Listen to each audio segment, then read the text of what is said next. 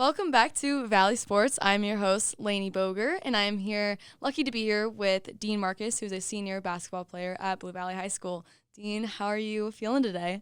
I'm feeling good. Thanks for having me on. Of course, of course. So let's just jump right into things. You have been playing basketball for most of your life. How did you grow up to choose basketball as your main sport opposed to other ones that you played growing up?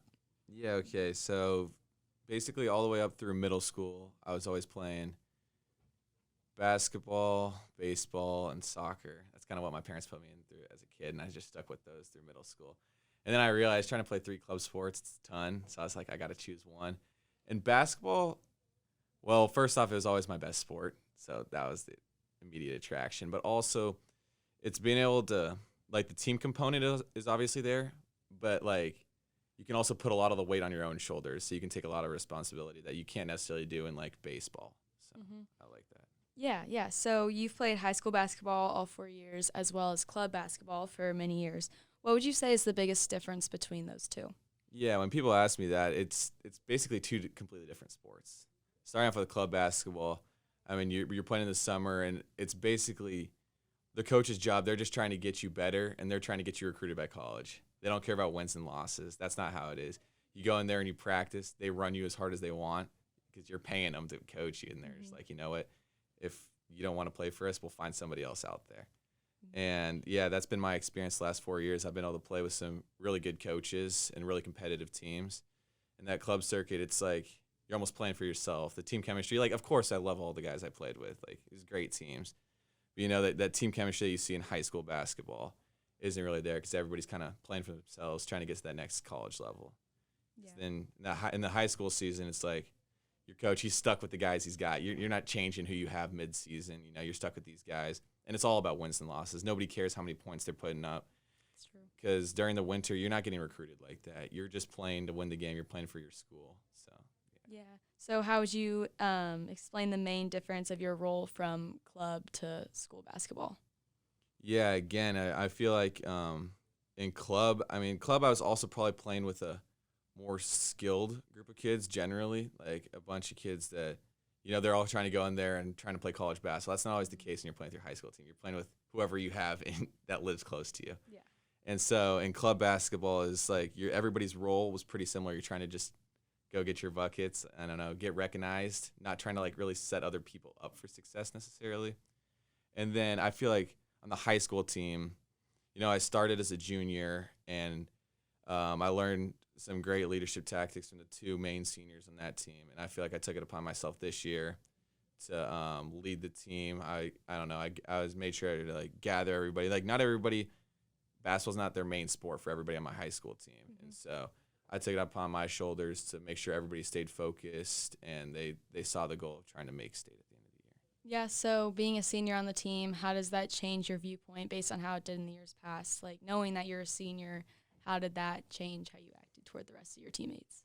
Yeah, so the first 3 years I was on JV or varsity, and at the end of the year, it all ended the same. We lost before we got to state, and you hear those speeches from the seniors, and they're just talking about everything they regret, and it's like they just wish they could have done more to get there. And I'm thinking in my head, I'm just like, okay, I'm going to do whatever it takes to get there. And so throughout the season, it's like you realize you're playing in these games. I play my senior night. I'm like, shoot, this is the last time I go out and play on my home court with these guys. And it starts hitting you. You take it a little more, I don't know, you take it a little more in the heart, and you realize, like, this is my last chance. I got to do whatever I can to put my team in the best position to win. Yeah, so changing gears a little bit, what was your overall favorite part about playing basketball at Blue Valley for Coach Williams? Yeah, Coach Williams is awesome. I couldn't have asked for a better coach. He's hard on himself a lot of the time, but he doesn't realize how special he is to everybody on this group. You know, he puts in so many hours of film. We come into film session, it's broken down. He's watched every team, every game. It's kind of crazy.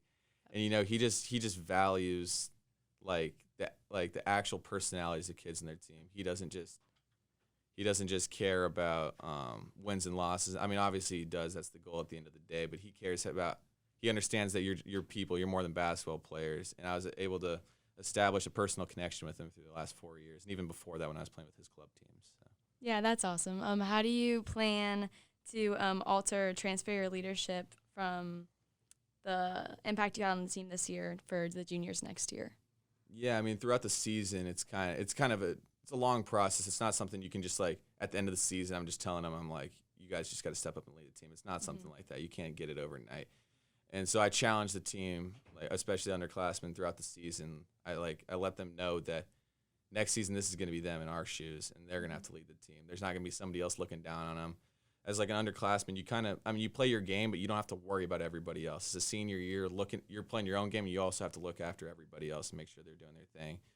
So that was the biggest part. I just made sure I let the underclassmen know that this is going to be them next year, and they understood that. So I feel like they'll be in a good position next year. Yeah, for sure. And you guys also had a lot of juniors this past season leave the team unexpectedly. How did that change the team chemistry? Yeah, it was hard. You know, we went through summer ball, and we had 3 or 4 kids that we thought were going to get varsity minutes, and then suddenly they come. I mean, I understand that they all play other sports, and there's other things that come into life before basketball. So, but I mean, yeah, it for sure changed the outlook on the team. You know, we have all these plays in the summer and stuff, and we set everything up, and we kind of have to change the whole route of how we go. So, I mean, but everybody else stepped up. Like, we had a sophomore, Enoch. Going into the season, I didn't even know if he was going to play varsity. And by the end, he was starting, and he was one of the biggest contributors on the team.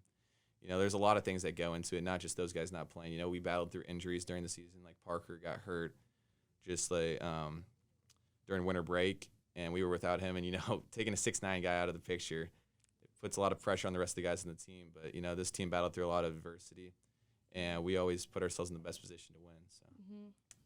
So when you guys made that game-winning 3-point shot against Manhattan middle of the season, what were the emotions like going through your head? You know, obviously I was so excited. Like, I ran up to Noah screaming with him. Like, I was so happy for him. I was relieved that the game was over. I wasn't trying to play more. I was exhausted. But honestly, it was also just like a sense of relief. Like, we were in a bit of a rough patch with how the finals were going, and we knew that we were going to play some really tough teams going forward, and we knew this was almost like a must-win game to get us on the right track for the rest of the season. You know, so that was huge, just him hitting that shot. I don't know.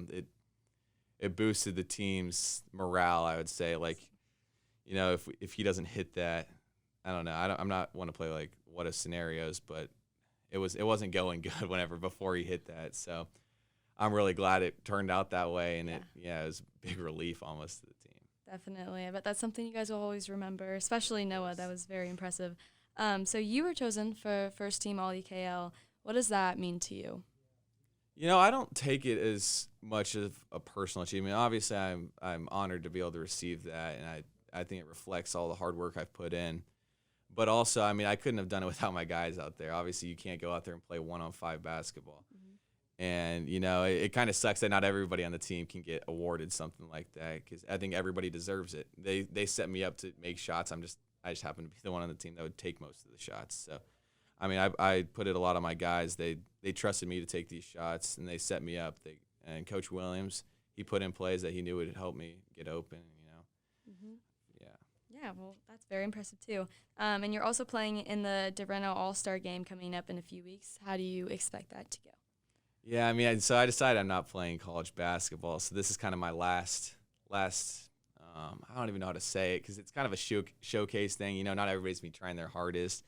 But I don't know. I see it as like one last chance to go out there and just compete with some of my guys. Like, I know a lot of people that are going to be playing in this. It'll be a fun time just being able to compete with some of the guys from my AAU team, some of the guys from my high school teams. I don't know. It'll be a great time to compete with some really talented kids. So it's just kind of a group of like people you've never played with before, or nobody else from Blue Valley is playing in it, but there's kids from my AAU team, so kids like Blue Valley Northwest. I mean, I know kids across the state and even in Missouri, so it'll be a great time to go out there. And I mean, there's a lot of talented kids out here, so it'll be fun to showcase your skills. Yeah, well, good luck in that game, and congratulations on a successful last high school season. And thank you so much for coming on the show today. Thank you for having me on.